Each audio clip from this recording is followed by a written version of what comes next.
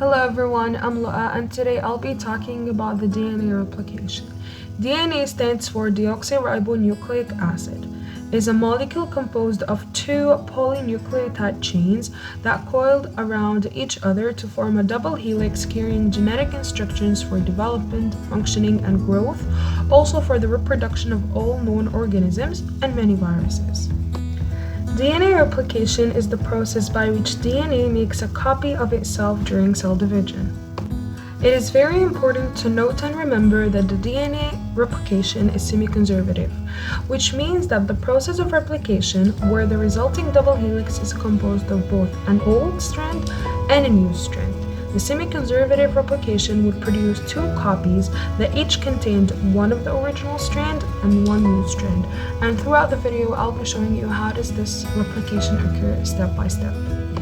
The first step in the DNA replication is to unzip the double helix structure of the DNA molecule. This is carried by an enzyme that's called the helicase, which breaks the hydrogen bonds holding the complementary bases of DNA together.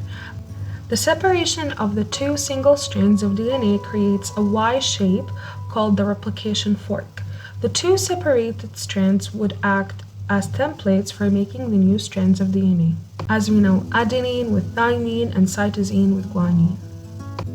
One of the strands is oriented in the 3' direction to the 5' direction, which is toward the replication fork. This is the leading strand. The other strand is oriented in the 5' to the 3' direction, which is away from the replication fork. This is the lagging strand.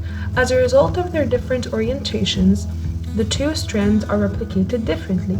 The leading strand is a short piece of RNA, which is called a primer, produced by an enzyme called primase, comes along and binds to the end of the leading strand. The primer acts as a starting point for DNA synthesis.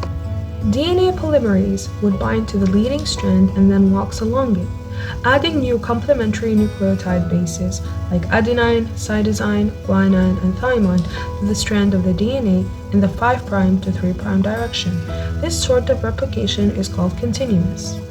Now let's go to the other one, which is the lagging strand, which is numerous RNA primers are made by the primase enzyme and binds to various points along the lagging strand. Chunks of DNA are called Okazaki fragments, are then added to the lagging strand also in the 5' to 3' direction. This type of replication is called discontinuous as the result of the Okazaki fragments would need to be joined up together.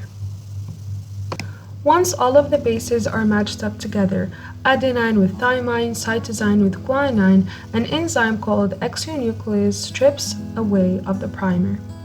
The gap where the primer were then filled by yet more complementary nucleotides. The new strand is proofread to make sure there are no mistakes in the new DNA sequence.